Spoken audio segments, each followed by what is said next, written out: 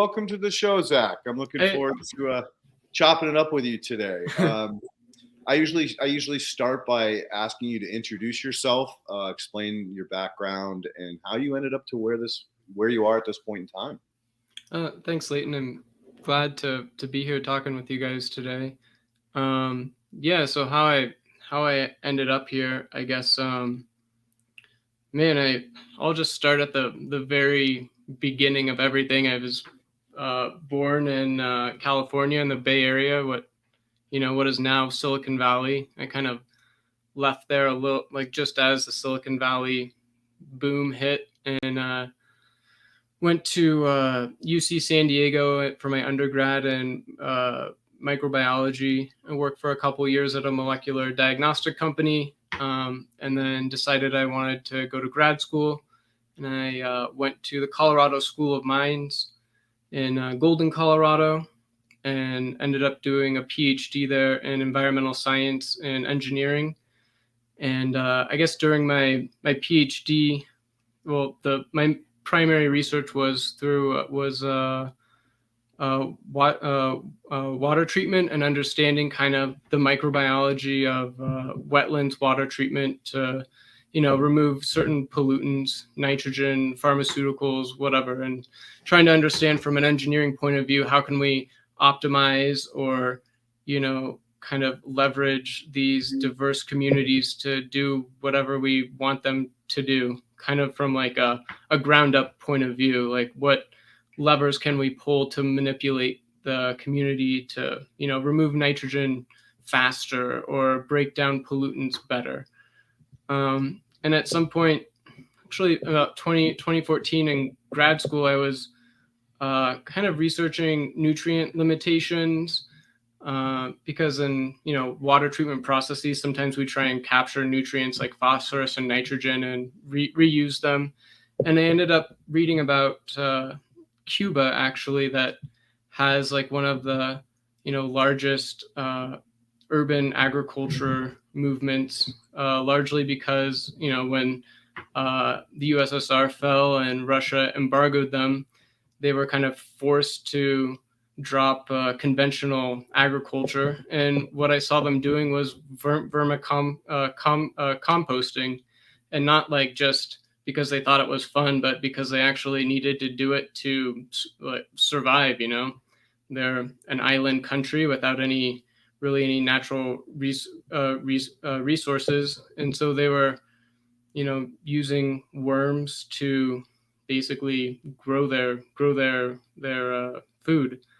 And so that's kind of what got me interested in vermicomposting. At that point in time, I didn't really understand it that well, but I started vermicomposting myself. I was getting involved in a community garden and starting to grow some food myself. And so I started vermicomposting, and I met this guy in Denver who ran a vermicompost operation. I just wanted to buy some worms for him to start my own vermicomposting bin.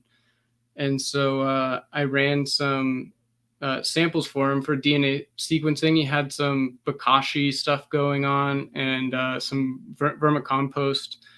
And kind of, just with a few samples, what I was able to show was bokashi was just all lactobacillus. Like, it wasn't this magic mixture of microorganisms like it was purported to be, at least back in the day. But then what I saw with vermicompost was just this crazy diversity of organisms, and it's like really blown away. Like, what is all this stuff? What's it doing here? But that's not really what I was getting paid to do in grad school. So I kind of just did a little analysis and sent it to Victor, and But as time went on, I couldn't really get that out of my head, and at the same time, if you look at any water use charts in the U.S., especially the Western U.S. where I'm at, basically like 80 to 90% of all water in the West is used for agriculture, and about 10% of water is used for urban areas. And so I was studying urban water treatment for a good 7 years, and kind of at the end of my PhD, I was like, what am I doing looking at 10% of the problem, when there's this 70 to or 80 to 90%, problem, which is agriculture in terms of water use, like that seemed to be like a much bigger problem that needed to be addressed. And so that kind of got me interested in agriculture. Um, and then so we look at the main problem with agriculture is the use of these chemical fertilizers and pesticides and causing all this water pollution. And so it seemed like if we were going to get away from that, there had to be some kind of biological solution, right? And so I attended the NC State Vermicompost conference in 2019, and I had, after I did my PhD, did a little bit of a postdoc, and wrote this grant to study the microbial ecology of vermicompost using DNA sequencing. That was kind of my expertise in grad school, or a large part of what I learned. So I basically went to this NC State Vermicompost conference and said, Rhonda Sherman, who runs the conference, gave me 15 minutes to speak. And I told her that I wanted to recruit people, vermicompost producers, for this grant, because it was kind of this community science project was the pitch of the grant, where I would sequence everyone's vermicompost and try and, understand if this technology was useful for understanding the microbiology of vermicompost. When DNA sequencing kind of first became a thing, and around 2010, maybe, it kind of started becoming more mainstream. The technology's only been around since 2008. And at the time when it first came out, like the thought of sequencing compost samples, people thought it would be too diverse, too heterogeneous. Like, would you really be able to capture everything? How would you know like what everything's doing? And probably at the time when this technology first came out, it was too difficult of a sample to analyze and understand. But things have come a long way, and 10 years since then, the field's totally transformed. And even now, since I did that project, it just keeps on progressing at a very fast rate. But yeah, so that was kind of the goal of this project was, like, can this technology be useful for compost producers and understanding the microbiology of their sample? Can we use it to maybe help them market their sample better? And then kind of the big goal of it was, can we understand how to engineer these communities to do what we want them to do? Can we engineer them to have more of the type of organisms that are plant growth promoting organisms, let's say? And I don't think I accomplished that final goal. There was just such a huge amount of variables in how people vermicompost and what they vermicompost. And as I mentioned, this project started in 2020, which is right when COVID hit. And my first kid was born, Vera. She's almost 4 years old now. So this like kind of small what was supposed to be a year-long project turned into about a 2-year-long project that was just extremely challenging, because I lost lab space and my timeline got screwed up, and all of a sudden I have this little child that I need to take care of and try and do research all at the same time. It just was quite challenging to pull everything together. So yeah, that funding kind of concluded in 2022, and I thought it was pretty beneficial for everyone despite the challenges. Like, we could see some potential plant growth promoting organisms, let's say. We could kind of start identifying them, but I still was overall somewhat disappointed in the result. There was just so many questions that still needed to be answered. So I decided to start this company, Agrigo Data, basically just to try and continue doing more of these research and education grants. I really enjoy kind of interacting with people that way. I don't have to take their hard-earned money to do research for them. So it was kind of like a way for me to do consulting work, work with people with grants, or also I'm trying to kind of launch a compost analysis for beneficial organisms now too. It's not quite there yet. So that started around 2022, and I wrote a couple more grants. Again, mostly at night while I wasn't trying to raise my children, and they didn't get funded, which was kind of a bummer. So I kind of almost gave up, but I reached out to this professor at Colorado State University. I live in Fort Collins, Colorado right now, and so that's my local university. And there's a couple professors there who do plant microbiome interactions, and one of them is Pankaj Trivedi. And I reached out to him, and I kind of told him my story, and basically, hey, I'm just looking for some lab space to do some work, and basically just DNA extractions and maybe a little sequencing. And so he's like, oh, sure, just come into my lab. We'll give you like whatever you need. Basically, super nice guy. Really blew me away with his generosity. So I started going into his lab, doing some preliminary work, like fine tuning everything, like sample collection, and just making sure everything worked well. Doing this DNA sequencing is not that simple of a process, and there are a lot of different biases and these little things that can impact your analysis. So the most important thing is to be consistent in what you do. Like every type of analysis has its own bias, right? But as long as you're just doing everything the same way, you can kind of mitigate that. So anyways, yeah, that's kind of brought me to where I am now.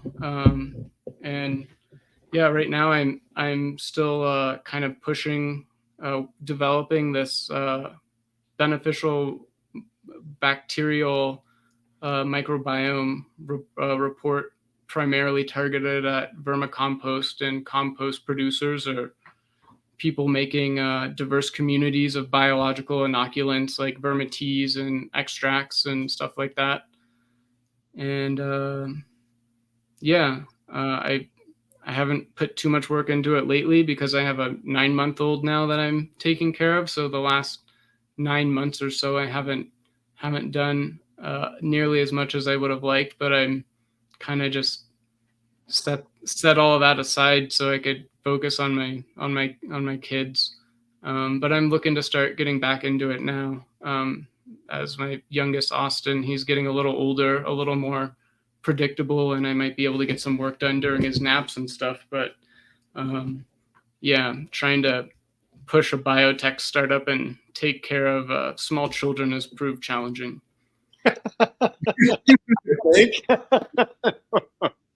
As someone who has been self-employed since about 17 and had 3 kids and worked out of the home a lot, I hear you, bro. Yeah.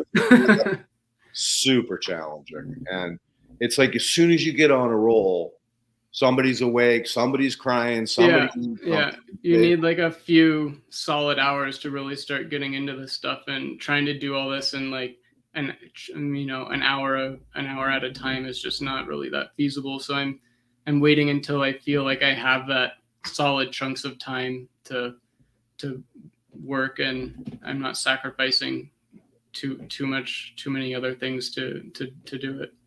Well, I'm hugely respect your position, my friend. Balance is no joke. Yeah, it's got to be the toughest thing in the planet to actually achieve.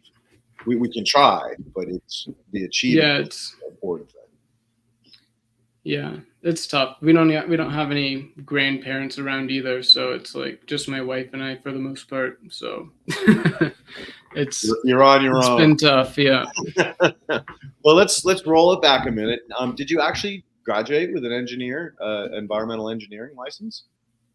No, I'm not like a licensed engineer. I don't know if there's licensing for that. There's mostly like the professional engineering degrees, and those people, they're highly sought after for like some like water treatment stuff. But I'm not really like an engineer like I can build a bridge or design a water treatment plant. I consider myself more of a microbial community engineer, and there's no licensing for that.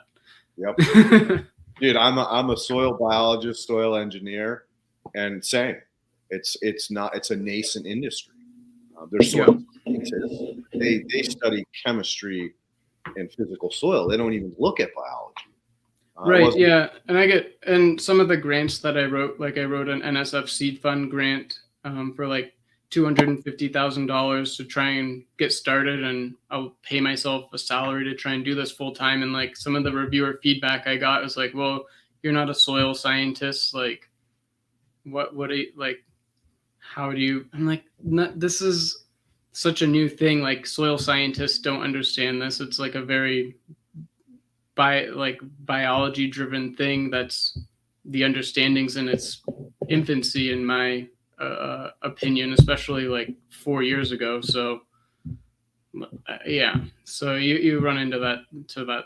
I've been running into that a bit, trying to get funding is like, why should we give you money if you're not a soil scientist trying to work in soils? So, and where's your letters behind your name? Right. Well, I mean, I thought having a PhD might lend me some credibility, but not as much as I would like. Yeah, and unfortunately, the system has churned out so many PhDs that they just don't have the value they used to. It was like the legal system. Agreed. They turned out so many fucking lawyers that it just turned USA into a fucking shitstorm of suits. Everyone's suing everybody, and no one's getting in. It's I found it challenging to part of it's my fault, but it's been challenging for me to like find a job at a PhD level because there's so many brilliant people out there with PhDs, and like I kind of thought of trying to become a professor or something like that, but only somewhere between like 1% to 3% of all PhD graduates become a professor. So it's about the odds of like playing in the NFL or something like that. Was having that conversation over the weekend, my friend, and it's sad because they're competing against all these great minds for only these tiny little opportunities, and the system is so backlogged with tenure that no one's getting in to create these new, what I want to call new and improved versions of education that are so critical for us to move forward. Agreed. Right? Yeah. All right. Well, based on your background and your experience, personally, I think you're at the cutting edge of what is going to open up into the new, what I want to call regenerative movement, where we are pushing the envelope of the soils, because we do all understand that not only is our food not healthy, but at this continued rate, the soil, which has been turned to dirt, is soon going to be turned to dust because of the fact that there's no life. There's nothing to hold the soil together. Yeah. So I truly appreciate the fact that you're, even through all the frustration and the crap you've gone through, you didn't give up on your dream, dude. Oh, yeah. I guess I just felt like this is the area where I felt I could have the largest impact with what I've spent the better part of a decade trying to learn and understand, at least from the molecular methods point of view. Well, you know what they say about an original idea? It is the most addictive thing on the planet, because I don't care how poor I get. I don't care what happens to me. I've unlocked this idea. I can't let it go. I've got to drive on. So, again, I'm glad you found your spot, dude. Like, most people go through their whole life, in a job that's meaningless. There's no purpose in their life. They're a wage slave, and they're just living. They're existing. They're not like exploring their potential. Yeah, I definitely have to be motivated to do what I do. It's just, if you're gonna put that much work into something, like, you gotta like it.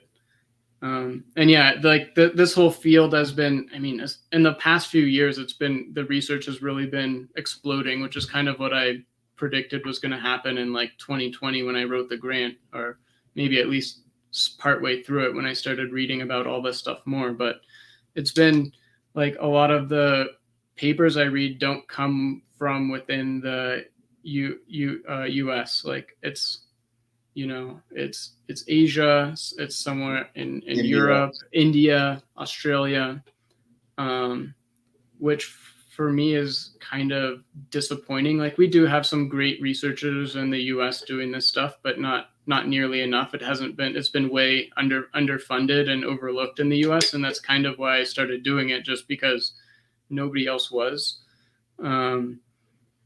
So yeah, I think it's getting a little bit more attention now, but still it's like we're in one of the few areas of research in the world where I feel like the US is not leading. No, we've fallen way behind. And just some words of understanding. Dude, if you ever need to commiserate, like I've been all the time. I need to. When I started this 15 years ago, people didn't even know there was life in the soil. I mean, everybody I ran into, they're like, "Oh, Leighton, what are you doing now? What is this shit you're working on?" And I'm like, "Soil biology." Well, what the hell is that? And finally, now, like post-COVID, people talk about it. Yeah. If you look at the biostimulant and bioinoculant market over the last 2 years, it's gone off like a fucking rocket ship. Yeah. And everybody's getting involved. All the big players are out there out-competing or trying to out-compete each other. And all that's doing is bringing awareness to the work that we're doing. So hang tough, brother, hang tough, because it's coming, right? It's coming. And it's a lot closer than you can see because you're living. And I mean that sincerely. Is because you're so in the envelope with it, you can't see outside of that box or envelope because it's all around you, my friend. It's all around you. But anyway, I'm here for you, brother. Like I said, if you need a fucking shoulder to commiserate on, don't hesitate to reach out. Ken will make sure you have my contact information. Yeah, thank you. So how did you meet Troy? Yeah, so I met Troy at the first vermicomposting conference, the NC State Vermicompost conference I went to, and I guess it was 2019, the end of 2019, and he was a speaker there, and I kind of like met him. I saw him talk. I talked to him a little bit, but after I finished this research, I was invited back to the 2022 conference, which I guess was kind of the last one, or at least the last one within the US. I think the final one was in France this past year. But yeah, Troy actually, I was given my speaking spot, and it conflicted with my flight coming back home because it was like late in the afternoon on Sunday. And so I asked Rhonda, I'm like, this is not really going to work with me. Can I switch with someone? And Troy volunteered to switch spots with me. And I was like, "Oh, thanks, Troy. Like, that's super nice of you. Can I do I'll do some sequencing for you."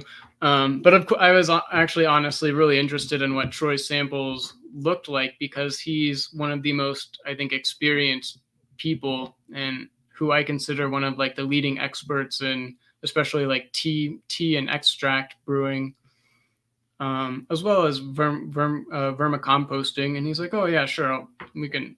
So I did some sequencing for Troy after, I think probably after that, a little bit after that conference. And yeah, it was super fascinating. It was one of the kind of big problems of the Vermicompost project, where I just kind of took everyone's samples and looked at them. Like there's no control, like it's not a controlled study at all, right? It's like everyone's sending you everything with all these different variables. And with Troy's samples, it was a much more kind of like controlled experiment, where you have one person taking one set of vermicompost, making a tea, making an extract. So it was more, I guess, scientifically valid in my mind. And to have that from like an expert like Troy, I think means a lot too. Just like, what is someone like Troy making? What does his vermicompost, or what does his tea or extract look like? And so that kind of, because when you look at this data, it's so complicated, and I don't really know what I'm looking for. I don't know what it's supposed to look like. There is no, at least yet, like we're not really sure what it all means. And that's kind of why you you provide context to data. So what does Troy's samples look like? What do these other people's samples look like? What are they all doing the same? What are they all doing differently? And you can kind of do this correlative analysis to understand what are the driving factors shaping these communities, or at least that's the idea behind it. So yeah, that's how I met Troy, and we wrote a grant with him while he was doing some work at the Urban Worm Company, and one of the grants that I wrote that didn't get funded that involved Troy was basically trying to understand how we can engineer these vermi-tea or vermi-extract communities. Like if we add, what does this amendment do? Like what does adding kelp meal do? What does adding fish hydrosylate do? What does adding molasses do? Like, how does brew time affect everything? So how can you very scientifically understand the best way to formulate these teas based on, what you're trying to do, I guess. What organisms do you want to see in there? So it's funny that you should say that. This is exactly the project I've been working on for the last year and a few months, almost 6 months now. Okay. It's a company called Ecosphere Sciences. What they have created is a machine that aerobically, not anaerobically, aerobically digests food waste and organic material. And so initially, the first 8 months we spent on low-hanging fruit, which was obviously direct microscopy, chemistry, anecdotal plant trials, to kind of justify, like, all right, how far do we want to take this? We want to go to like a USDA ARS site to get, real documented hardcore white paper level plant trials, against synthetics. And that's definitely like the gold standard, and what you want to be there. What do the plants like the most? Like, and I would love to be involved in something like that. But I'll let you finish, but I have a grant I will be consulting on coming up. But good. But do you want to hear? Do you want to hear? Yeah. So I've been doing a little bit of consulting work for this company called Biofiltro. Have you heard of them at all? No. Ken, do you mind pulling up Biofiltro's website? If you get a second, it's BIO Filtro, FILTRO. But anyways, they are a water, primarily an agricultural water treatment company, and they basically have a system that's a wood chip bed that's essentially just a trickling filter. So they just spray the wastewater over the wood chips, and then they add worms to it. And so they're vermicomposting while treating these like high organic waste streams. And you can see this is one of their systems here. And so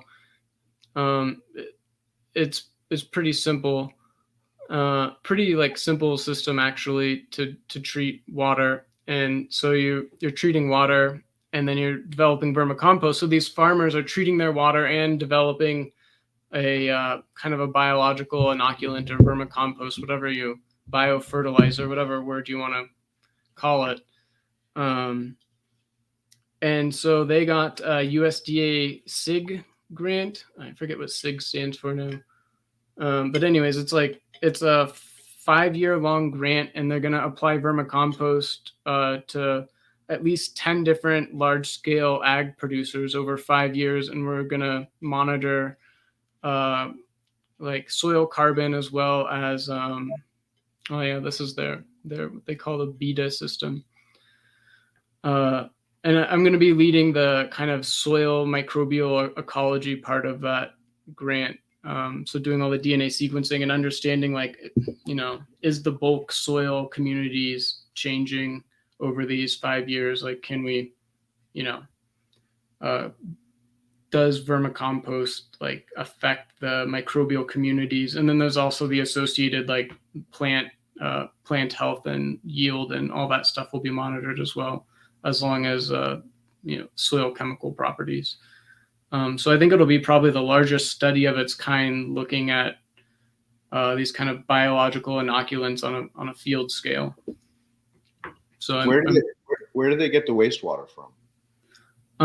A lot of it is they started off doing a lot of vineyard waste, so like winemakers, and you just have like this grape waste, I guess, from making wine, and they do some breweries, and they're also now doing cow manure and whatever it's the liquid slurry, I guess, manure slurries. Like, you know, they have the slurry holding ponds in a lot of cattle feeding operations. Instead of just having it sit there and produce methane, they're starting to treat that with their system as well. So primarily they're using wash water out of the vineyards and the breweries, or is it actually affluent? It's actually, I mean, it's effluent from their winemaking process. I don't know that. So yeah, it's all of the scraps when they're washing. Oh yeah, all the right. So it would be more like an affluent, like those cow lagoons. Yeah. So it's a concoction, of lack of better words. Well, it's exactly what ESS is doing. They're doing it on this aerobic scale, which has been, really interesting to see the level of diversity based on the inputs. And so that's been one of the lead questions that has come out in the last 4 or 5 months was, well, how do we tailor the input to provide the required or necessary or recommended output for any one given crop or vineyard or orchard, whatever. Yeah. And so that has been the real challenge in, we can sequence the DNA and tell you the families and communities, but then you have to go back into each individual, not species, but not family. I forget the term. Anyway, it's somewhere in between. Genus. Thank you. Yeah. Because as you well know, the species, because of horizontal gene transfer and other methods, are evolving so quickly that in literally one day, that species has changed 8 times. So you can't really even track the individuals. You got to look at the species as a whole. And we're just getting data back. We got data back on Thursday that we have not proper or completely filtered the noise out of it. So we can't run it through the pipeline, but hopefully by mid next week, we'll have enough to begin to start that process, because we've had multiple different batches go through the process. So we know, like, well, this one was berries. This was raspberries, blackberries, strawberries, canes. This was wood chips and manure. This one was food waste with, I think, the palmettos, that little plant. So we have all these different mixes. We're going to be able to begin to suss out. No, that's interesting.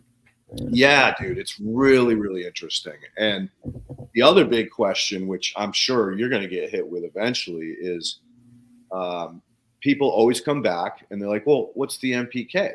And it's like, dude, all right, if you're using the term NPK, then you don't even understand the soil food web.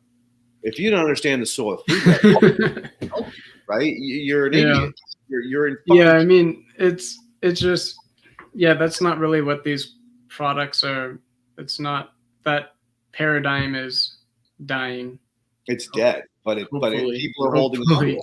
I mean, plants need those nutrients, but there are just other ways of getting them, and that's not really the purpose of these like compost products, to provide just raw nutrients. They do provide some, like I did a pretty comprehensive analysis in the Vermicompost project. Probably what worked the best with that is looking at like the physical chemical properties of the vermicompost, and it's like maybe 1 to 2% nitrogen and a little bit of phosphorus and a little bit of everything else, but nothing sufficient to apply to agriculture as it's done now to meet the conventional NPK needs. No, and So what the first thing that we started when we were trying to answer that question, because we have to answer it to these sophisticated investors, companies that are thinking about purchasing or leasing this equipment, they're always like, well, what's the fertilizer value? What's the fertilizer value? And so I've spent hours exhaustingly trying to explain to these people, look, you got to stop looking at it as NPK. All right, there's enough phosphorus, organic phosphorus in your soil. You should never have to add that again in your lifetime and probably the next 2 generations. The same with organic nitrogen. It's in there. It's all there. You have everything you need, especially if you're not trying to push the plant. If you're trying to like overfeed the plant so that you grow more of it that's unhealthy, well, you're fucking everybody else down the line just to make $1, right? So trying to break them out of that mold. It needs to switch to a nutrient efficiency. Like how efficiently are you using nutrients to produce food rather than how much food can you produce? So the way we're answering that question is by first saying NPK, a quick sentence about what everybody already knows. Then we link it into CNPK, because the piece that people don't understand is the carbon in the soil is what is bonding to the metal ions that are providing that friggin' fertility in a manner that's not mobile. It's not washing out of the soil system. And it's very easy for the bacteria to break down and release to the plant, right? So CNPK is the next step, because until we beat into their heads how valuable carbon is, we can't get past NPK. And then the last step is CNPK plus biology. Because once you have the biologicals in there, now you're releasing all of that NPK in a form that is not measurable at this point in time.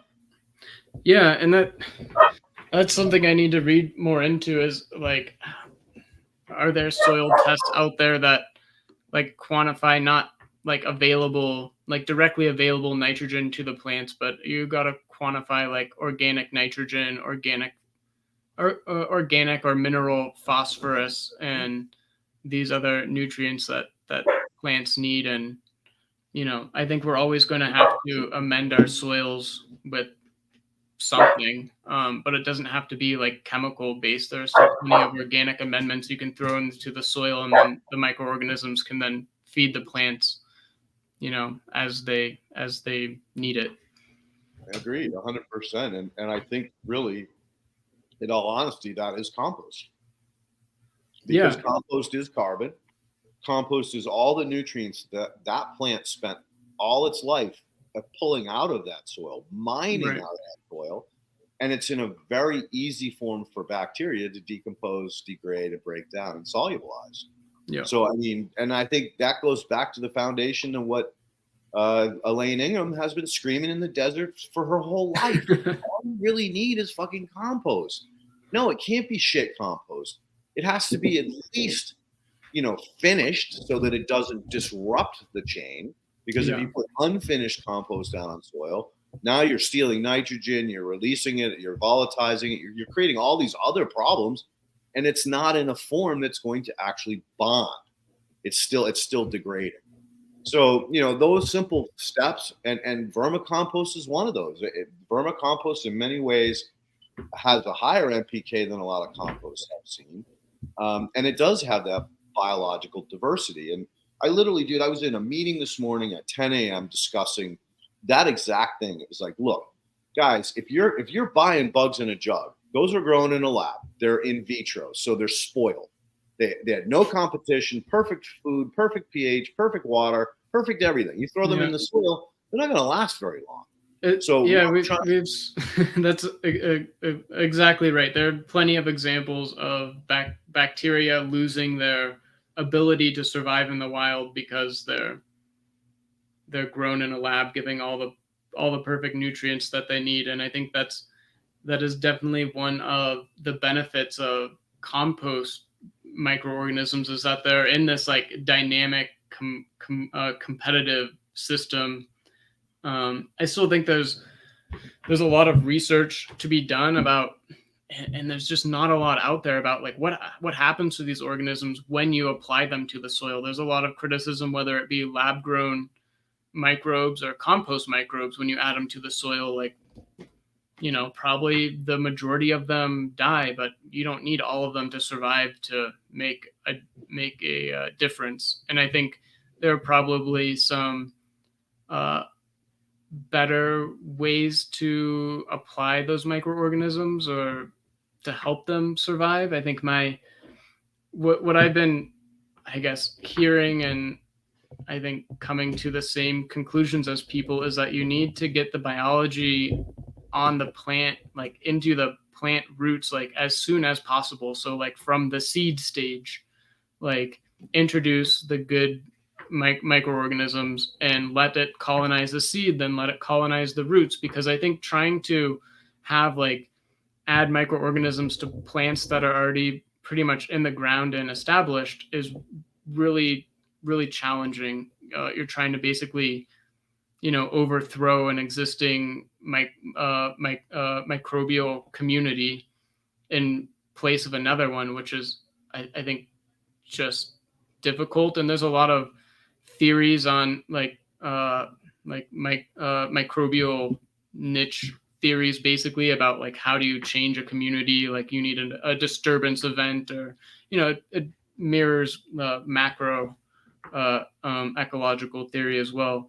But yeah, I think that's really important. And one thing that I've been thinking about that I get some pushback from, but I also heard another scientist kind of pitch this idea, is that instead of harvesting our seeds and drying them, what if we stored them in compost, like vermicompost, for example, and you overwinter them, or like you throw the seeds of the plant that you want and compost it, and then get the seeds out of the compost afterwards. Like there are a lot of logistical problems there. I understand, but like in my personal experience, like we have a pretty large garden in our backyard, and I don't hot compost any of my vermicompost. There's no pre-hot composting stuff that I do to kill seeds, primarily just because I can't manage two different compost piles. I tried, and I was just making really crappy like pre-compost to feed to the worms, and I've just found it easier just to throw all my food waste straight to the worms and let them all kind of work themselves out. But so I end up with a lot of seeds in my vermicompost, right? Which causes some problems when you're trying to use it in the garden, because you get everything popping up, which is kind of amazing to see. All these seeds that have been kind of dormant in this compost pop up in the springtime as soon as they get like warm, and we get a lot of volunteer tomato plants, and we don't know what kind of tomato they're going to be exactly, but they do very, very well in the same type of soil, same like side by side of the seeds we started in the springtime from a packet versus the ones that were incubated in compost for a year over the winter. The ones in the compost do much, much better. So I think there's something there about just like fundamentally changing the way we harvest seeds and store seeds. I think there's a lot of research to be done there that could be very interesting, where you're not letting the seed kind of go fully dormant and dry out, but you keep it moist, and you keep it in like it's kind of a natural habitat, really. Like if you think how plants normally reproduce, they drop their seeds into the ground with the fruit, and it comes up the next year. They don't necessarily dry out and stay in a baggie. So a couple of things you might find interesting. So backing it up to what you talked about when you're trying to introduce community of biology that wasn't necessarily present in that place. Mm-hmm. I've got tremendous experience in doing it, and I can share that with you how to do it. But one of the most important things to understand, and especially you as a DNA, you saw the freaking abundance of different species in Troy's material. Mm. Well, if you understand that not all of them are going to go to work right away, a lot of them are going to assist. Yeah, some of them are going to become biostimulants. In other words, they're consumed by different bacteria or protozoa, whatever. But the good news is that their genetic RNA and DNA are still in the pool, so that that can still help shift the old community into the new community. But more importantly, that's an interesting idea. I hadn't really all right. So listen to this. Considered before, yeah. You know what a cyst is, right? You mean like a root? When the bacteria locks itself into a little waxy ball. Okay, so all biology, like a spore? spores associated to fungi, where cyst is associated to bacteria, protozoa, nematodes. So if the environment isn't actually perfect, they will go in cyst. And we've proven beyond a shadow of a doubt that these organisms can stay in cyst for hundreds of thousands of years. Don't forget to test up on outer space on them too. Oh yeah, they did that on the space shuttle to prove that they can live in space. So bottom line is that as long as you're getting those cysts into the soil, when the plant decides it wants to do something, it'll release an exudate that'll wake them up, and then they'll start to multiply and perform the task that the plant needs. It's not a matter of trying to shift the community immediately.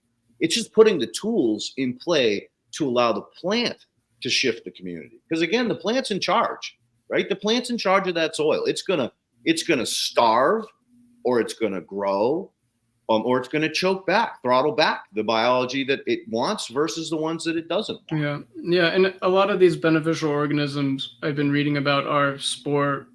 Well, I guess I would maybe used to call them cysts. I would say endospores. It's the same kind of thing. Yep, another version. But yeah, like bacilli, actinos are all spore formers. So yeah, you could add them.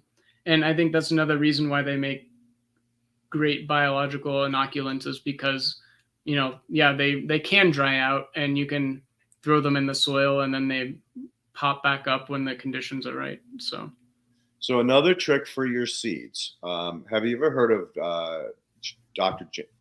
James White? Yeah. I just listened to him on a podcast a few weeks ago, and that guy is awesome. He's amazing. He is one of my most beloved interviewers. I've had him on multiple podcasts. He's actually coming back here soon to talk about his work in horizontal gene transfer, because that's been affecting a lot of the work that I've been doing in the last year. Okay. Can't wait to get him on the show. But one of the interesting things was when we were talking about the endophytics that live in the seed or on the seed coating. And we were talking, specifically for cannabis growers as to how best to store their seeds, because these guys, some of them freeze it, some of them refrigerate it. Dr. James White is is the only other place I've heard this idea of storing seeds with like moist. In the plant. No, storing them in the plant material. And so you take the plant before it dries out and you throw it in a jar and seal it. Now, when you're ready to grow it, those endophytes have so colonized that seed and protected it from drying out and losing any of its benefits that those seeds are going to explode when you put them in the soil. Similar to what you're talking about. Where just a different biological inoculum. And there are people who have been like, oh, well, we'll coat the seeds before we put them in the ground. But I think there's a lot of upside to still be had of, basically keeping the seed like alive and not necessarily dormant in the traditional sense that we think of seed dormancy, but like, growing. Well, remember, right? If you think about seasons, right? The plant grows through the summer, has a wonderful year, pushes out all its seeds, and hopes that you get a snowfall that buries it. Right. Now you perfectly preserve those seeds until spring, but they're encased in their own plant matter. So they have everything that they need to protect them from drying out or being consumed by predators. Yeah. Much in the same way, you're doing the same thing. Now, the difficult part with what you're doing is that you have no control on what's going to grow where and how to, thin it out. You're dealing with chaos versus where if you had them, if you had them in a jar and you wanted to now plant them, you just open the jar, you beat the plant. Right. And you could do the same thing with vermicomposting. You could take all the fruit from one species of plant and throw it in a vermicomposting composter and vermicompost it, and you should ideally have all of the seeds in the compost, and you just throw it out wherever you want to plant. Not quite as organized, or you could try and develop some method to sort out the seeds or whatever. But yeah, I think that idea has a lot of promise. I bring it up to people every now and then, and they're like, "Oh, the seeds they'll rot," or like there are some things that need to be worked out. But from my just anecdotal experience, I've seen just amazing results of seeds that come out of vermicompost. Agreed, 100%. And so for all your naysayers, just next summer when you're harvesting or fall, throw your seeds in a jar, store them over the winter, and that way you have just the seeds that you want. You have control on how many seeds you use, where they're going. But I think that's going to be really helpful in preventing the chaos that exists in nature. Because at the end of the day, when you go to harvest, you don't want to be like pushing back all the shit to get to the vegetable, right? That's how my wife likes to garden. She likes chaos. So for her, she's like, "Oh, everything's growing everywhere. This is amazing." And I'm the one doing all the weeding and harvesting. And I'm like, this is not so amazing for me. She likes everything, letting everything go to bloom, and it'll just come back next year. So I've isolated her part of the garden where I'm like, you can grow whatever the hell you want over here and let it go to seed. And the raised beds are going to be over here, and I'm going to manage those. And so we compromise that way. I try and keep some of the chaos away, but I love it, dude. I fucking love it. All right. Well, so we've touched on the benefits of worm castings or worm compost, vermicompost. We've touched on the value of compost in transitioning these dirts back to soils or these dusts back to dirt.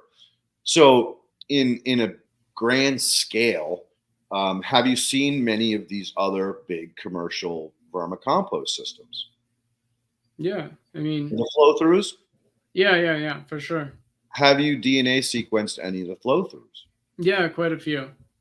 But that was back. Yeah, not recently. My sequencing process has changed a little bit since I like different primers. So it's not exactly comparable, but yeah, I did quite a few of the CFT systems. And so what did you find compared to Troy's?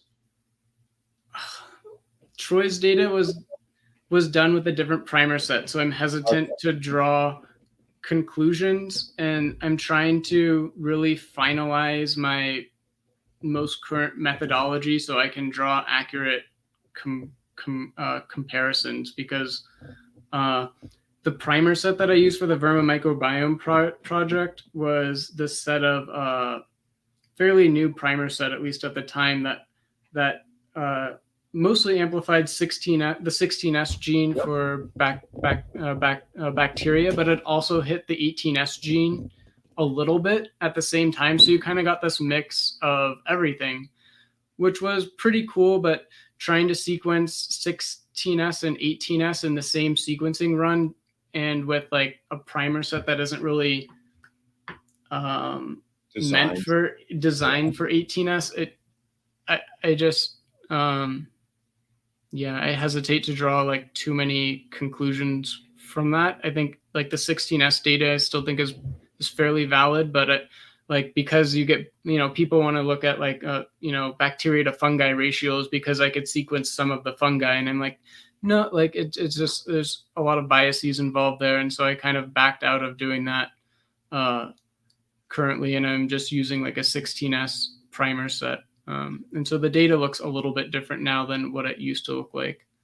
In your gut feeling, was Troy's a lot more diverse than those flow-through systems? I wouldn't say a lot more. I think it's pretty comparable. I think like what my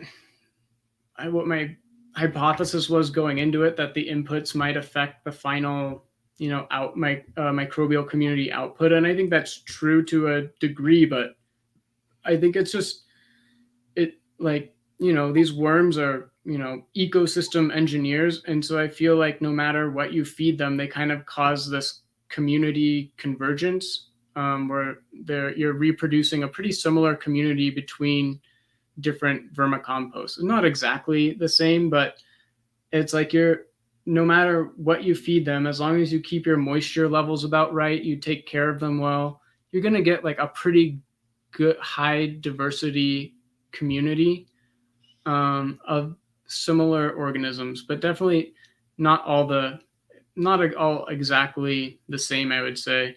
But there are just so many variables, like pretty much like I had about 25 different vermicompost producers that I sequenced in this project, and like everyone did it differently, different inputs, different systems. Like it was just trying to draw conclusions from that. I didn't think would be scientifically valid. Well, you ever met Richard Mitchell at one of your worm farms? So he was at Rodale when Troy and I were. I don't think so. Okay. He's in Pennsylvania. He lives in Bear Claw, or anyway, he lives very close to the campus, the Rodale campus. And so when I met him and started working with some of his products, what I found was, I did a side-by-side in my compost in my extract using his compost versus worm power. Did you ever do worm power? Yeah, I met the worm power guy. Yep. And so that's kind of what got me really interesting as vermicomposting, was that this guy was scaling it. And he was using manure. Mm-hmm. Where Richard had a very unique style where he would take hay bales, make a ring at a farmer's site, some guy that's growing organically, and he would build a volcano in the middle that just the base of the volcano hit the edges of the hay bales. And that volcano was his special compost bedding that he made for his worms. Mm-hmm. And so he'd build the volcano, he'd turn his worms loose, and then they just tell the farmer, just throw all of the drops, everything at the pile, throw it at the volcano. And so it hit the volcano and rolled down. Some of it would stick, but for the most part, all the food fell to the bottom, where the worms had a choice to go out and eat it and then go back into the volcano. And the difference between his vermicompost versus worm power, fucking night and day, dude. Really interesting. His was so much more powerful. The release of organisms that came from his compost versus worm power, because what I do is I make a biocomplete compost or a biointensive compost. So it's got a tremendous amount of protozoa, nematodes, fungi, etc. Mm-hmm. Then I add that to worm castings and a product called fish brew, which is essentially aquatic microorganisms, or an AMO. And then I blend it, I agitate it, and then I vibrate it, and then I apply it. And so when I used his product, I was getting way better plant responses, a lot better long-term inoculation. Because typically when I did a job, I would go apply, usually it would be like one application of product, one food. So a food would be like molasses, kelp, and water. And I would do that in the summer during the root slough off. And then I come back in the fall and I would do another application of my product with some foods. And then I come back the following spring and microscope it to see how well I had provided this inoculant. And more often than not, I did very, very well.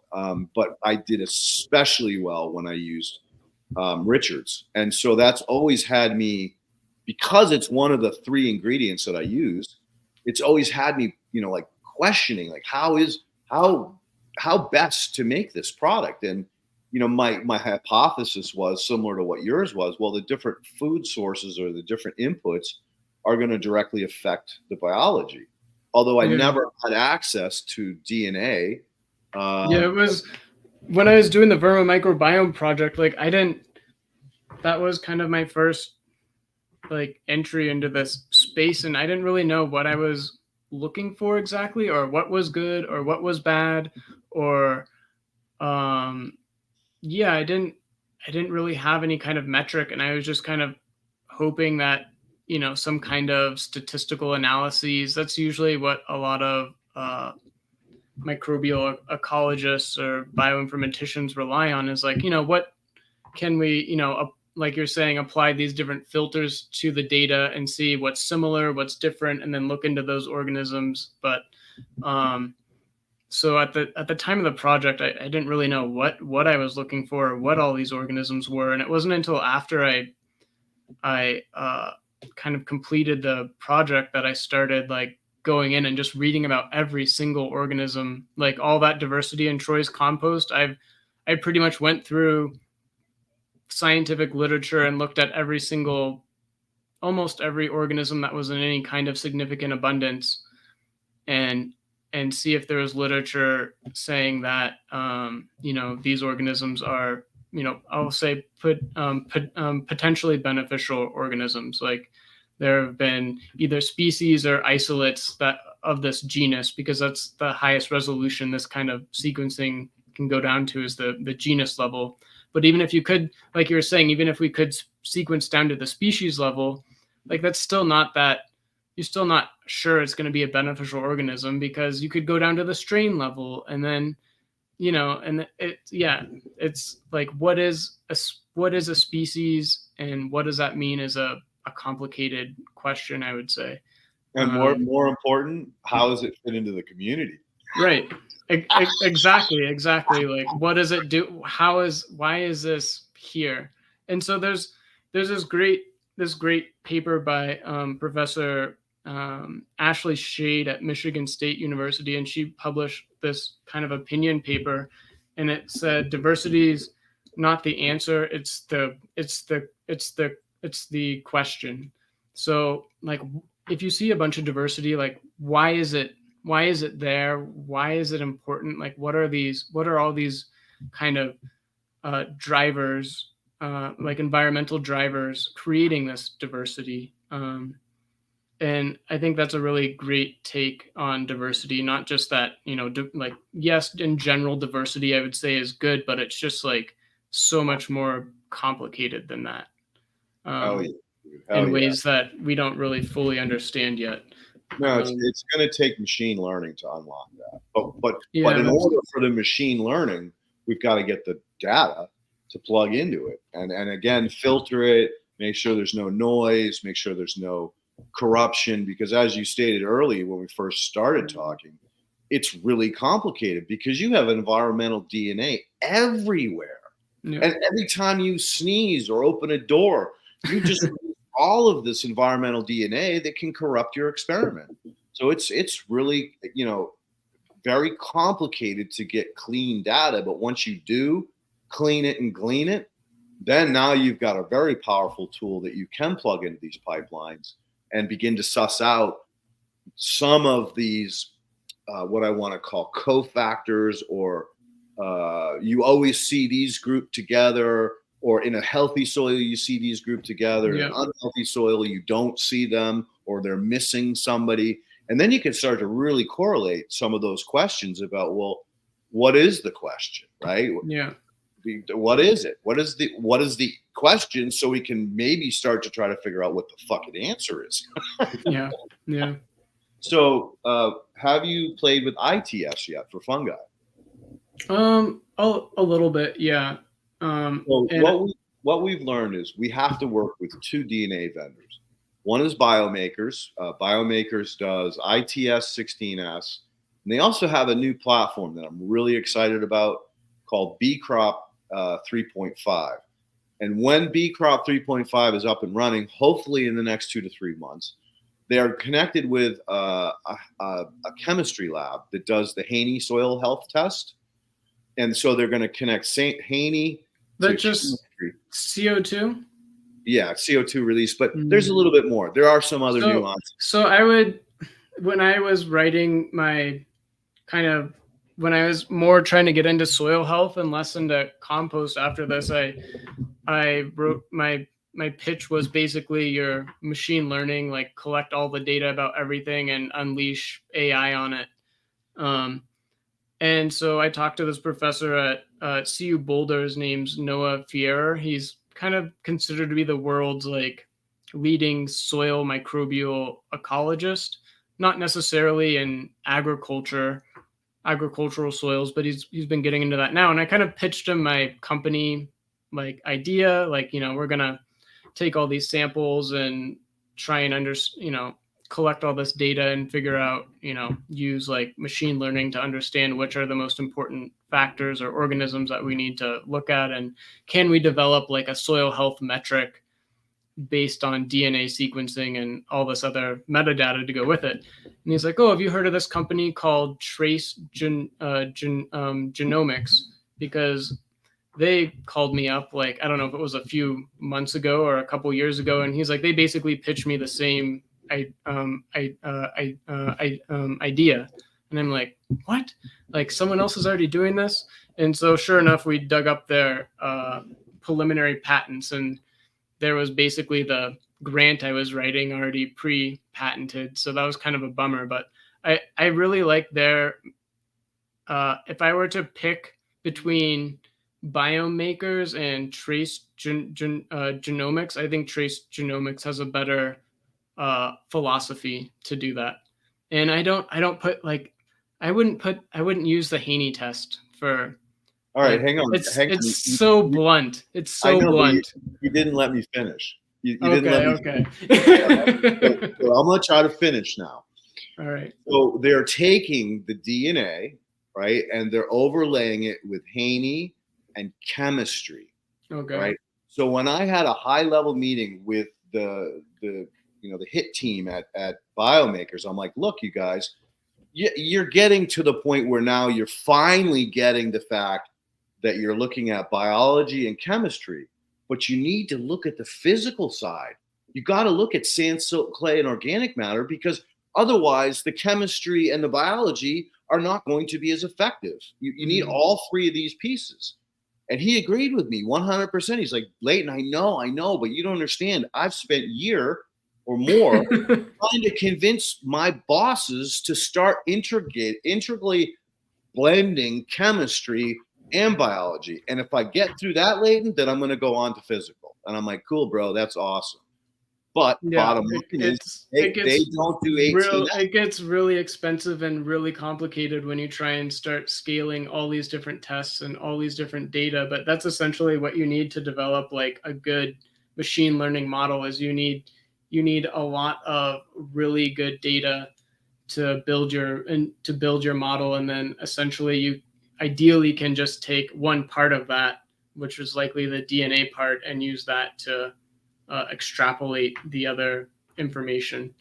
Well, what's interesting is that once B crop, the 3.5 gets through the chemistry, and then they actually get into the physical, they are still not doing 18S because it's too fucking complicated. Whereas if you bounce down to Mr. DNA, mm-hmm. Scott is the fucking bomb. Like, he worked with ARS. He's worked in the DNA world since the very beginning. And he's, through his past work, was forced to create what I want to call extremely robust 18S. And he's got the validation behind it so that he can screen out any environmental DNA, which is really difficult at that level, because you're getting all of that that's built up in the soil or in the matrix that you're sending in. So, again, with these, in some cases, if you start to use interdisciplinary methodology, which is what we're doing now, we're blending direct soil microscopy, DNA, chemistry, and physical properties. So we are so close to really being able to plug all of that information into the pipelines to actually start extracting valid information that I can basically say to you, if you haven't done it, I'm going to come out and do a chemistry. I'm going to do a present biological assay. I'm going to do texture, and I'm also going to do DNA. And then we're going to provide you with the inputs necessary to put you in the sweet spot of where you need to be. Because again, if your chemistry is out of whack, that's the biggest limitation for your biologicals. Yeah. If your physical is way the fuck out of whack, shit, we may have to start blending compost, or, you know, till in compost, or add gypsum, or add calcium, you know, any one of these other things to get your chemistry in balance, so that the biologicals that we put in play function the way they're supposed to and are prosperous and support themselves, so that you really bounce from dirt to soil very quickly. Yeah, that makes sense. Again, That makes sense to me, but yeah, good luck so collecting a data set large enough to manage all of those variables. Like it's like, that was kind of my goal with Agrigo data. It was, I could redo the Vermicompost project, basically collect, like, what I realized is I needed to be like, I would have to have like some kind of massive research grant to pull that off, or start collecting the data myself and have people pay me to run their samples, and then I collect their metadata from them. And the point you make about physical characteristics, I think, is really important. And I think that's one reason why Troy's vermicompost looks so great. One reason is he adds these mushroom growing blocks, which is, I think, coconut coir, right? And I consider like coconut coir to be like the best bedding you can add to worms, because it holds moisture, it kind of holds structure, it's nice and fluffy, it like maintains these aerobic environments really well, and has a really kind of like slow release carbon source. And I think that's probably one of the reasons why his vermicompost looks so great. That, and he's just an expert on managing compost and vermicomposting. So I think the structural side of compost is also really important to understand. Like, if you have everything, and my vermicompost, this happens, everything just kind of like packs down, and you get this kind of like clump of like packed vermicompost, and then you kind of sift it out afterwards, and it's like, you know, okay, but maintaining this kind of nice structure to keep the kind of aerobic quality of the compost, I think is challenging. And there's a few different ways to try and do that, but I think something you need to consider when making good compost. And something I didn't in my vermicompost study, there's no way for me to try and collect data on, like, you know, what's the pore space of your compost or whatever, you know, like that's probably a key data set I was missing. Well, it's funny you should say that, because I'm a soil engineer, so everything is about structure. I'm serious, dude. That's probably the thing I know least amount about. So when I hooked up about a year and probably almost 2 years ago with Peach Soils, the first thing I did was say, okay, show me all the different ingredients. And so he ran me around. I had spent mushroom substrate. I had core plugs from an organic microgreens factory in LA. I had, you know, GOM, which is just ground up organic matter. I had horse manure. I had hay, shavings, like all these different inputs. So it was like, oh my God, I'm in a bakery, right? So I started playing out with blending these different materials for structural value. Again, making sure that we have that pore space for important gas exchange. Because if you don't have the pore space, it compacts, and now you're not getting oxygen in. You're starving off of your communities, and you're pushing toward suboxic or anaerobic. So I love the fact that you get that structural piece. It's critical. And that was the thing about Richard that I was so impressed with, was that he did mix a wide variety of different materials for that exact fucking reason. So, you know, next time. And I think that's like why Troy's vermicompost, like over probably 50% of the microorganisms in there were like pretty much like very likely aerobic organisms, and like all plant growth promoting organisms are pretty much aerobic. And so if you want to culture these organisms in your compost, you need to have, like, the more aerobic your compost is, the better, without, you know, totally drying it out. Like, that's kind of the balance you need to strike to make good compost in my mind is like maintaining enough moisture that things are happy and growing, but not having so much moisture that it just you have this like kind of goopy soup that turns in anaerobic. So how do you maintain that balance of moisture and aerobic space?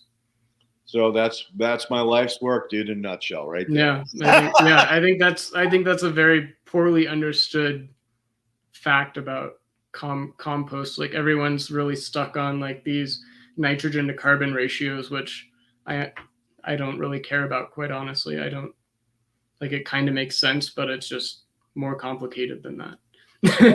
way more complicated than that. And some tricks for you that you might find valuable is a company called Pit Moss. I started working with Pit Moss with the founder back when I was at Rodale. Basically takes cardboard and newspapers, nothing glossy, nothing, no pictures, just the stuff that has the soy ink on it. So like newsprint, cardboard, detapes it, grinds it, and formulates it into a material called pit moss, which you then can add to your compost because it's a sponge. So it holds that moisture. It's a clump, so it creates structure. And it slowly releases the moisture back into the compost. So that was one of my tricks for dealing with, especially out here on the West Coast. Dude, the sun out here is brutal. I mean, the UVs are nuts, and it's so dry. I mean, I live on the friggin' coast, and there's zero humidity. It's like 15% humidity. So everything dries out like super fast. So I was struggling to hold moisture in my structural compost because being structural, like you said, it very easily can get oxidized because there's so much pore space, the air can move in and out. So that was one of the tricks I used. And then other products like spent mushroom substrate, which is a wonderful sponge. The only problem with it is it's so fine that it sinks and compacts like you had. And that was my biggest bitch with Worm Power, was the shit was fucking compact. Like they would sift it, fluff it up, but the shit would just compact again. And so, you know, I stopped using it, especially after I found Richard, because now I had the source that was really viable.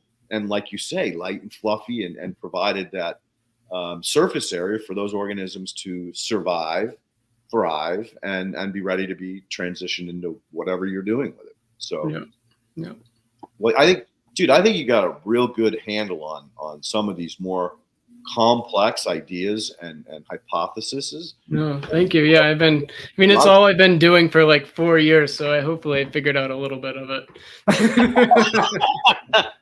Well, I'm here to tell you figured out a lot of it, kid. Thank you. Figured out a lot of it. And again, you know, I say that this from heartfelt, it's a very exciting time to be alive if you don't look at the world. And you don't look at anything else other than where science is going and the tools we have access to. Dude, the DNA pricing has come so far down, it's not even funny. And now that we have OpenAI, anybody can freaking create pipelines, but you just have to be you have to do it right. It's still a little tricky.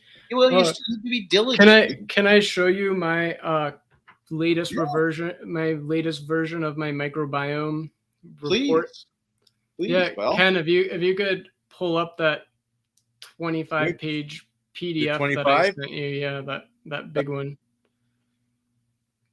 I'll show you the kind of report I've been building for the last couple years, I guess. And so at the end of the Vermicompost project that ended in 2022, I told everyone that, you know, they were going to get like a personal report of their data. And so that's kind of where it started at the end of that project. So if you go back up to the top of the page there, so this is my latest version of the report, and what I'm pretty excited about that I don't think anyone else is doing yet, and maybe Leighton, you can tell me if someone else is doing it. I haven't kept up too much on competition, but I have a quantitative bacterial sequencing now. So I spike in a set of known organisms, basically a certain amount, and they come up as a certain percentage of the total population, and then I can use that to back calculate how many total organisms there are and how many like organisms per gram. So in this vermicompost sample I did, I estimated that there were about almost 80 billion bacterial cells per gram of vermicompost, which seems kind of insane to me. And I think this is likely an overestimation. I don't want to get too into the weeds on like how this is done, but basically you're quantifying the 16S gene, and different bacteria have a different copy number of 16S genes per cell. So this is assuming one gene copy per cell, but it can be anywhere from like 1 to 7. So that's something I might try and fiddle with. Well, to be honest with you, I think you're right in range. Like, does that sound about right to you? I've been really struggling finding like accurate data on this. Like everyone has like, there's all these different methodologies, and they all have different biases. And so I feel like I'm at least close to the order of magnitude, right? But it's hard to say how accurate it is. If you want to be safe, then go 3.5. Because now you're in the middle between the high and low.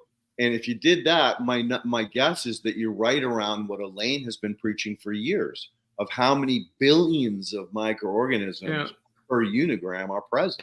I would say there's at least 10 billion based off of this analysis per gram, which is just like crazy.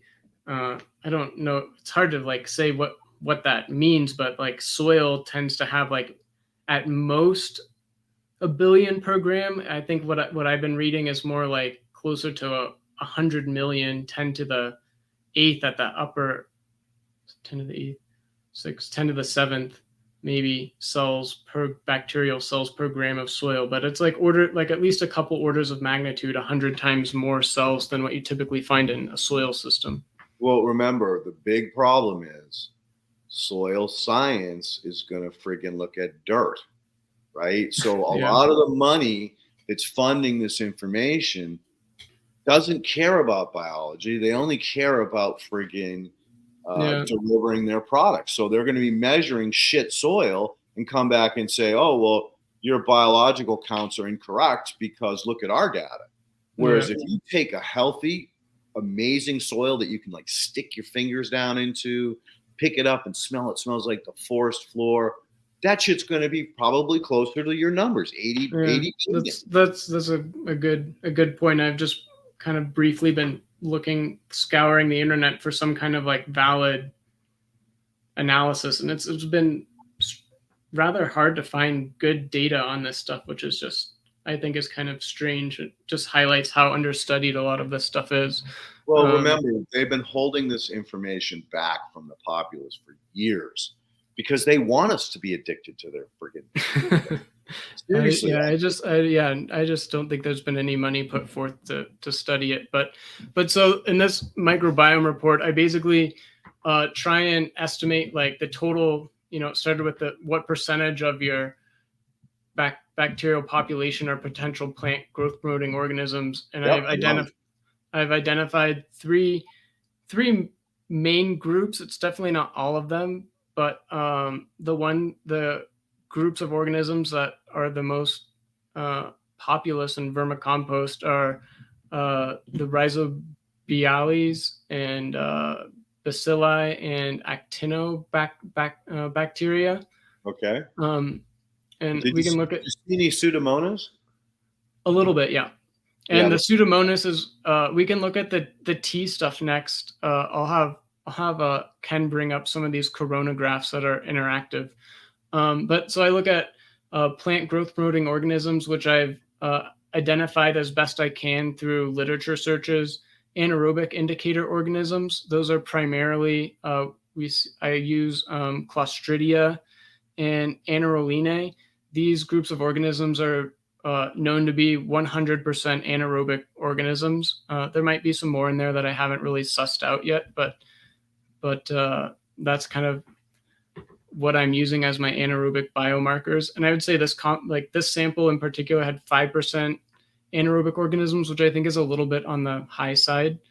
And then I also look for pathogen indicator organisms, and those are Enterobacteriaceae of that family. So you have E. coli, Shigella, and some other potential, I'm going to again say potentially pathogenic organisms. I doubt that they're actually pathogenic, but it's close that it's worth looking at. And it's only 0.01%, and that's pretty common for vermicompost. Like there's hardly any potentially pathogenic organisms that I've seen. Yeah, and then so kind of you want to scroll down a little bit more. This is just, yeah, you can skip all this stuff. This is just table of contents. And then so I do a diversity metric. I'm still working at, like, there's a lot of different ways we were talking about, like, what is a species and how do you quantify that? It's been a hotly debated topic since this kind of DNA sequencing came out.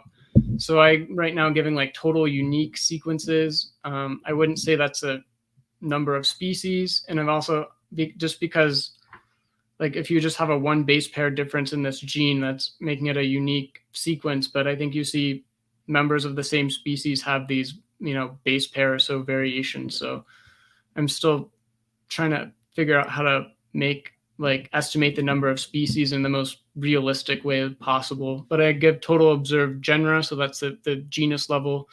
And then the Shannon diversity is kind of the most accepted like diversity metric.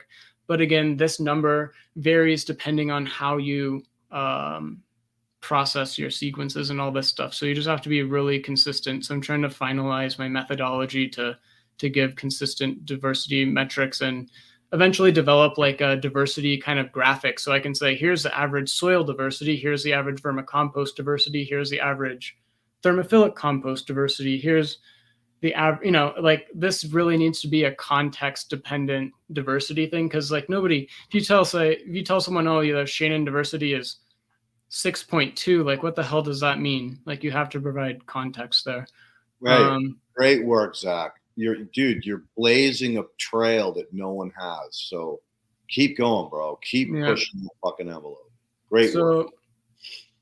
And then what I provide with my, so this is an example of a corona graph, which I think you showed for Troy's stuff. And this is just a picture of it, so it's not interactive, but I'll have Ken open that up a little bit later. And then if you could scroll down a little bit more, Ken.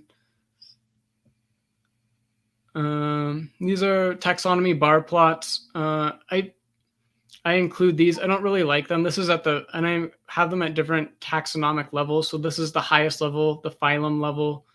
And so you can see here, I also did some T samples for this person, and you can just kind of, you can see there's a very clear difference in diversity between T and vermicompost just side by side. Scroll down a little more, Ken. Yeah, you can. There you go. See, there it is. There's the box. We struggle with these bar plots. You can keep on going, Ken. I'll highlight this point a little more as you go down to like the genus level. So this is the highest resolution. We basically we run out of colors to list everything. Like I said, there's like 630 different genuses in this sample. Like how are you going to display that? And that's something we really struggle with as in this field now, is like, how do you display this data to make it understandable and meaningful to people? You see this big gray bar here in the vermicompost because that's just everything that's not in the top 25 most abundant genuses, which is the majority of it. So have you heard of Chime? Yeah, that's what I started with. That's like my main expertise was using Chime to do all this work, but the field's advanced like kind of beyond Chime, in my opinion. I'm doing all of this in the R programming language, and when I say I'm doing it, my good friend from grad school, Chris Trivedi, does all the bioinformatic work for me right now, because gotcha. I'm not a super expert in R, and he's done a lot more of it than me. So he's doing this company with me and largely working for free until we get this like report launched, and then I'll probably start paying him. Yeah, you want to put some golden handcuffs on that boy. Yeah. Oh yeah, no, he's such a great guy. Yeah, so like I wouldn't be able to do any of this without him. I understand I don't have the time to learn programming language along with doing everything else. So I kind of roped him into doing it with me, and that's been awesome. And then so this is what my beneficial organism analysis is based off of, and this is kind of the last part of the report I'm trying to optimize, is developing a beneficial organism database with all these different functionalities. So in the literature, I look for basically 4 main functionalities, which is like nitrogen, I'll say more broadly speaking, nitrogen cycling genes. So that can be nitrogen fixation, and then a bunch of like phosphorus solubilization and all of that stuff in the soil, like metal and nutrient solubilization properties, and then plant growth hormone production. That's primarily auxin and gibberellin production, and plant stress reduction. And the final one I'm calling biocontrol, which is like disease resistance, disease prevention. And there's a few different mechanisms in which that happens. So I've basically gone through, you can see every single organism and everything I talk about in here has a reference based back to the paper where I saw that. So I'm trying really hard not to make anything up and be as kind of I don't know, like stay within the lines. Right. I'm just, yeah. If I can't find any evidence for an organism being a beneficial organism, at best I'll say it's a possible organism, possibly, or possible one, or there's not enough information. And so yeah, there's just like pages and pages of this, but I don't like. People can't go through and read all of this. So I'm trying to turn it into a database and then make some custom figures so you can kind of understand it more in a snapshot than like reading through 10 pages of references and everything like that. Well, that's smart, because the easier it is, the more interactive it is, the more likely people are going to use it. And that's been our biggest problem with what we call the M5 group that's doing the work for ESS, is like how much of this information you guys are understanding, right? Right. And it's a constant teeth pull to get them and then say, I don't understand it, or I understood 50% of it, or I understood 20% of it. Because without feedback, like you and I can read this shit all day long, but if you throw that in a layman's hands, they're gonna be like, what the fuck is all this? That's mostly been my experience, is like what do I do with this now? Right. And that's where data has to find a way to be expressed and used to benefit the end user. And that's where this balancing act is. And I think you're doing a fantastic job of like building a framework that then could be moved into an interactive model where the layman can ask simple questions. Like, oh yeah, that's like my end goal, is to have this all in like a digital online format, hook it up to something like GPT, and so people can like just click on an organism that they think is interesting and get like an AI readout of that organism. Because me going through and like organizing all this is kind of like, you can have an AI do it pretty well. I've like typed in some of these organisms into AI, and like the output, I would say, yeah, that's about what I got after hours of doing this research. Like, why am I so I've lost a little bit of motivation to keep on digging through literature when I can just have some AI do it in about 3 seconds. But I've learned like just so much going through like literally hundreds of scientific papers, reading about it, and it's been really kind of a crazy experience. Like I didn't know which which organisms would be beneficial or not. And I just like kept on reading, and I'm like, this one, like there's evidence for this and this and this and this. And all of a sudden, like half of the organisms in vermicompost are likely, beneficial organisms, or definitely not bad ones. So that's been like really, I don't know, kind of amazing. I think I wasn't expecting that at all, to find like, in like Troy's sample, like 50%. And this vermicompost, I estimated about 30-something% of the organisms were likely beneficial organisms. So I think I'm getting close to developing some kind of like quality metric for vermicompost. I just need to finalize this report and then start collecting more data. And like for something like this right now, I'm charging, I think, $125 currently. I'm not like really marketing my services that much, because that like last part of the report you saw with all the typed information, I do that all by hand currently. So it's not super profitable for me to spend like 5 hours, generating a report that makes me maybe $50 of profit. So right. That's I'm like, I can't really market this yet, because if I get a bunch of people who want like data, like I can't, my turnaround time is just too long currently. But like you said, the sequencing costs right now, I do my sequencing at this place called Seek Center, and it's like $45 for a sample that I sent them. So it was pretty cheap. And the problem I'm running into now is like, is actually like policy issues and regulatory issues, because there's been this like kind of wave of regulation around claiming that you have beneficial microorganisms in your product, and you have to have your labeling approved.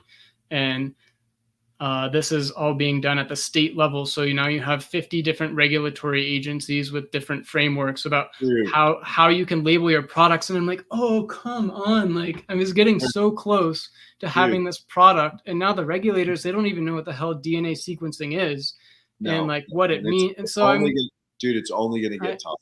I know. So I've been like really frustrated with that lately.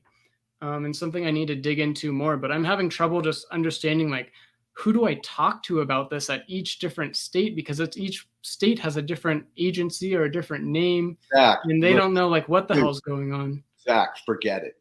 Forget it. Forget it, because it's a wheel spin. You're never going to get off that fucking gerbil wheel. They're just going to keep spinning and spinning and spinning you. So don't worry about that. Just let the regulatories play their friggin' game. You just don't make any claims. You say, hey, I'm a soil amendment. I'm a soil biologist. I'm a soil inoculant. Don't make any claims. Don't say I've got X amount of colony-forming units of this or that or the other thing. Dude, I went through this in the beginning, and if I was to register in every state and renew that license every year, it was like a fucking $1 million a year to stay current. And that's if they didn't change a fucking thing, which they always change everything every year.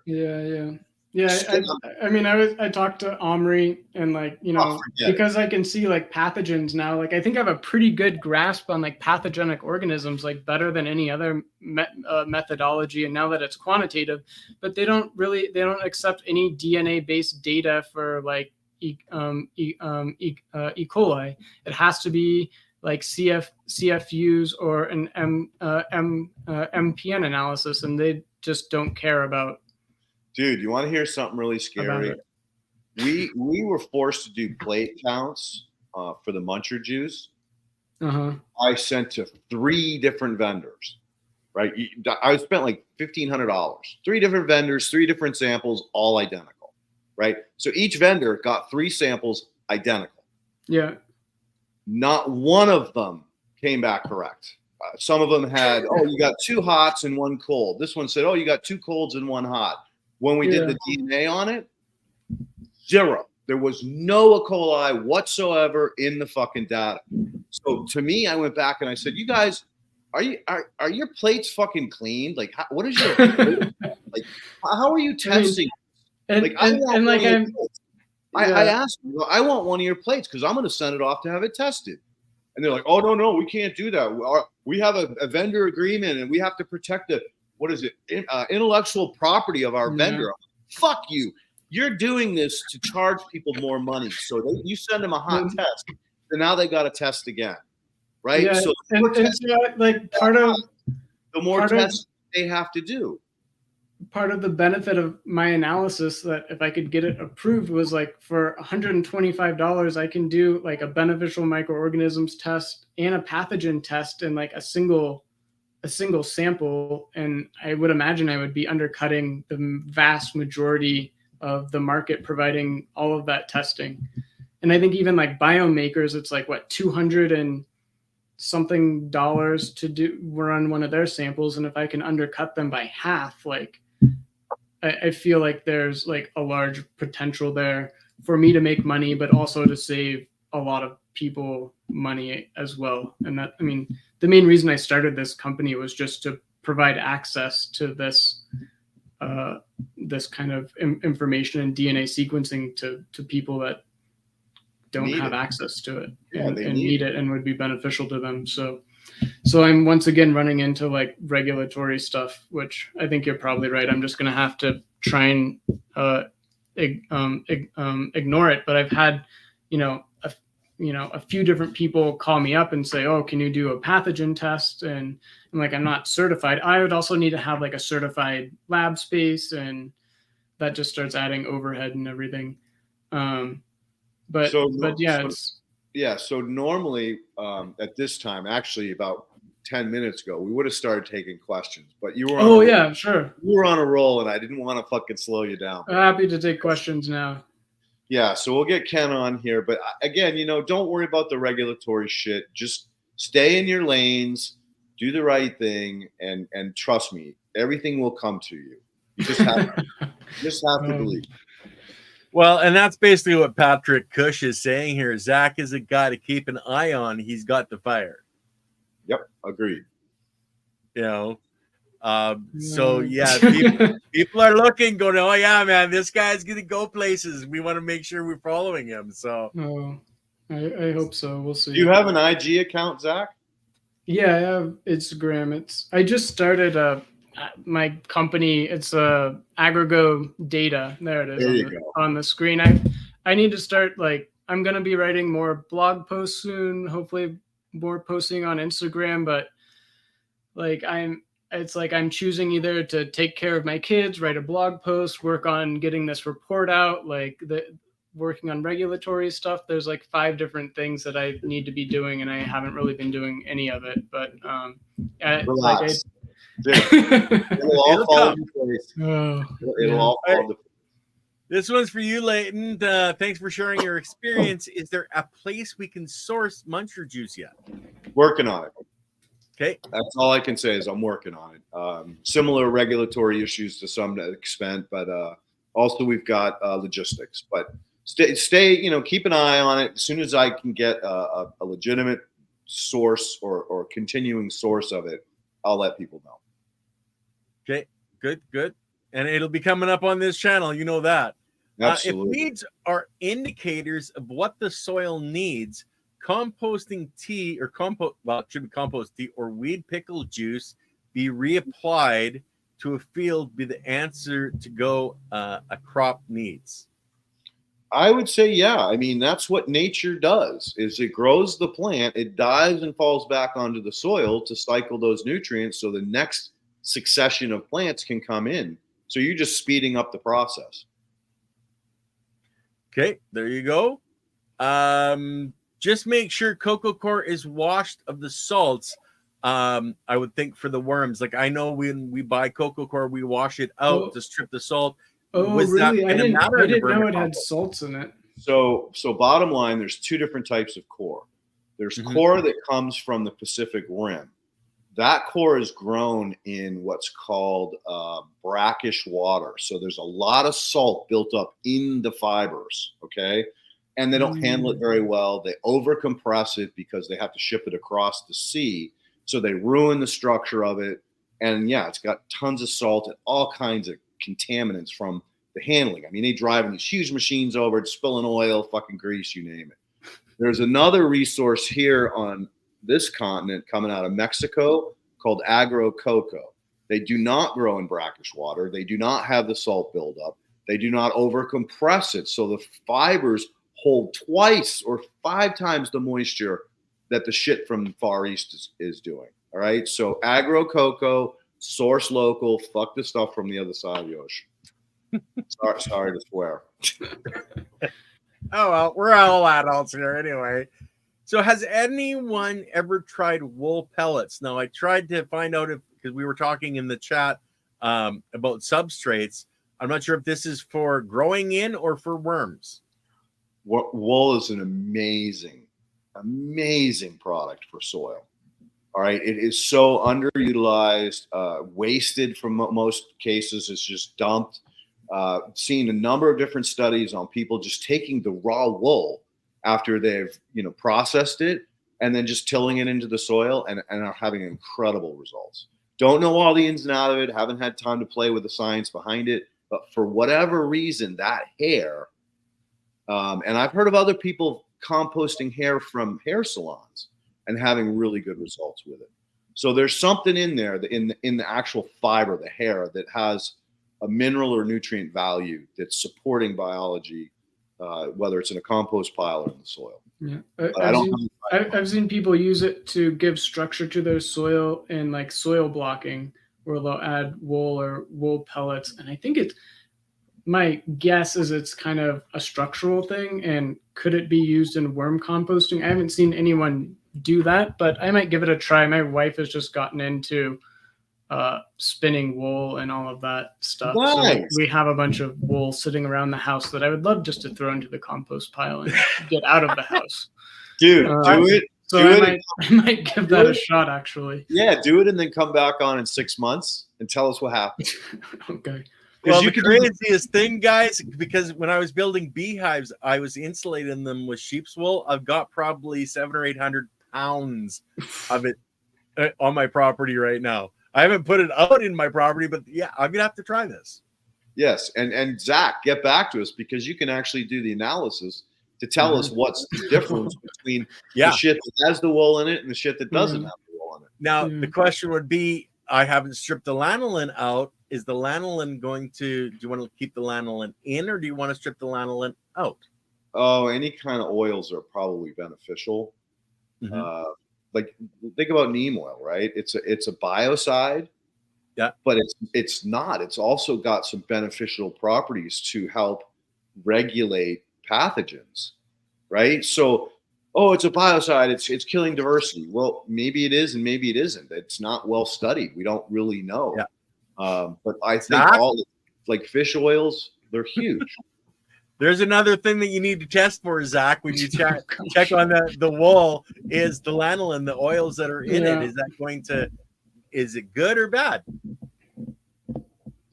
So Lily actually had an idea. You were talking earlier, Zach, about how to describe it to people. You ran out of colors, and she's saying by using shapes and circles, squares, etc., to differentiate. I would say I really like those coronagraphs. We don't have time to demonstrate them, but those coronagraphs are actually interactive inside of a web browser. And here's a quick demo. And so you can like click on each of these levels at you start closest to the inner inside of the circle is the higher part of the taxonomic like hierarchy, basically. And at the far sides, at the outside of the circle, it goes all the way down to the genus level. So you can see the relatedness of all of these different organisms, which I think is really beneficial compared to the bar graphs, because those are all just in kind of random order based on abundance. And so what I wanted to show with these T graphs, so this is a vermicompost tea, so made with kelp meal and probably fish hydrosylate and their typical tea mixture, is that in every single tea I see Pseudomonas and Acinetobacter, and then they're like in every single tea, and then it varies after that. But yeah, like these coronagraphs are really great because it allows you to really zoom in on what you're interested in. Like, Ken, if you wanted to zoom in on the rhizobiales, for example, that kind of yellowish orange one, but go up a little, go towards closer to the center of the circle. Okay. And any one you can click on, I guess it's fine. That's the bacterius. And so you can like, yeah, zoom in and get a better look at each group of microorganisms. So I prefer to visualize the communities with these coronagraphs. I can understand what's going on a lot better. And I think it goes back to how each person's brain functions as to how to best display complex information like this. And Lily, that's why I asked him if he uses Chime, because Chime gives you 2 or 3 different options for how to look at the data. So if you want the color codes, you're very limited to the ability for it to go as high as 600 organisms, but they have what's called the tree of life, which is like a spinning list or set of how diverse the organisms are. Some of them are really cool. They look like starbursts. Others look literally like the tree of life. And again, it depends on what samples you're using and how diverse they are as to how cool the end shape looks like. But it has a similar interactive ability that you can hover over any one of the little spikes to determine what it actually is. And then once you get into machine or pipelines, you can then take that group or that individual organism, run through a pipeline and know, oh, okay, this is what this particular species does. So yeah, really, really exciting, cool time. And dude, congratulations, Zach, on both having a family and striving to create your own business and doing it from the heart. I mean, you're not doing this to become a Bill Gates. You're doing it because you're trying to give tools to people that desperately need them. So yeah, I've just had a really privileged life, I would say, that gives me the opportunity to try and do this. Well, it's okay to say privileged, but a lot of the privileged people I know don't do this. All right, so this is true. far beyond privilege. They should be, in my opinion, but yeah. Right. So where are you going next, brother? What's the next? I don't know. I might try and get a full-time job. I might try and continue. I mean, I think I'll keep Agrigo data going. I would really like to finish off this like bacterial microbiome report and get it in a place where I'm happy and have it be like fully automated, so I can just dump sequencing data, into this pipeline we're building and have it spit out a report and get more into like the marketing side of things and get back into research. There's a couple of grants I've been thinking about writing for a while. I just haven't had the time, and I don't want to spend like my small amount of free time writing grants and then having them not get accepted, because that really sucks. So yeah, like I would like to get this bacterial microbiome report done and maybe start working on a new report pipeline that's more of like a metagenomic based report. So instead of just identifying it, you're looking at individual gene abundances. So instead of saying, oh, maybe this one produces auxin or has some biocontrol properties, like actually being able to quantify and identify those genes responsible for the production of those things, I think would be really, really cool. And I have some ideas of how to do that. Technologically, it's very possible now, but making it affordable to the average consumer is where the challenge lies, in my mind. Yeah, I think no matter what, I'm going to stay somewhere in this kind of like agricultural, regenerative, sustainable agricultural field. It's I don't know. It's pretty much like all I can think about and all that I'm interested in doing at the moment. And like I said, I think it's like the most important field of research currently. Yeah. So yeah, I'm not exactly sure. Like, I think we're gonna get my youngest, Austin, into daycare sometime at the end of summer, and then I'll have some time to like think about these things a little bit more. Well, I think you're the beauty of it is you're already thinking about it. It's just when Zach gets into daycare, then you'll have time to actually implement some of the stuff. Yeah. Chase it further to see if it makes, if it's financially viable or makes sense for you. Right. I kind of want to get this first report figured out and understand the market demand for it. Like, is it worth me doing all of this? I mean, it seems like a good idea, but will people actually pay for it? I'm not 100% sure yet. Well, put it this way. Right now, there's more people aware of what's going on. So therefore, you've automatically, by default, increased the client or the demand for it. Yeah. How to find the clients and the demand, that will always be a challenge. I can't tell you how hard it's been in my 15 years of trying to, because let's face it, the hardest thing in the world to do is value yourself. Right? No, seriously, if you're trying to sell something to somebody, you're going to undersell it because you're desperate, and they're going to know you're desperate. So they're going to keep asking for more and more and more. And by the time you're done, you just earn $5 an hour. And that didn't really help, right? So, but if the client comes to you, now it's a different game. Now they see the value in you, so you can charge what's fair. But even under that scenario, it's difficult to say, hey, I'm worth $150 an hour, or I'm worth $350 an hour. Yeah. That comes with self-confidence and with self-worth. And so, I would encourage you at some point to perhaps look into a little bit of meditation or maybe some spirituality. Nothing crazy, just something that you can kind of start to build your self-confidence up so that you do create self-worth. Because you are worth a lot, dude. You're worth a lot. And it's so hard when it's you because you don't look at it that way. Yeah. Trust me, I've been self-employed for over 42 years now. And It was the hardest thing in the world to do was to say, hey, look, you know what? Fuck you. I'm really worth this. And if you don't want to go screw yourself, right? And I hope to God something else comes, because when you're backed into the corner and sinking in the mud, it's really hard to stand up for yourself.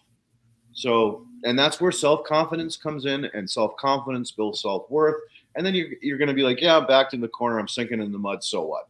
I know something good will come from it. So I can't stress that enough, especially at your age with what you grew up with versus what I grew up with. We had a lot more freedoms back then, and we had a lot less pressure and social abuse. These platforms.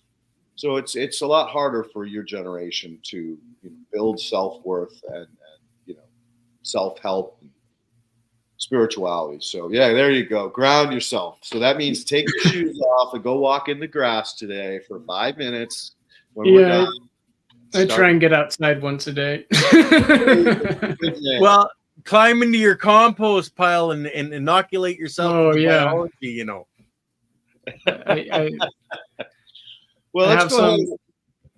I was going to say, let's go ahead and wind it down. Unless Zach, you had another point you would like to make? No, I don't think so. If anyone, I just want to say, like, I'm always happy to talk to anyone. You can shoot me an email. You can give me a phone call. Like, I don't charge a consulting fee to have a conversation with anyone.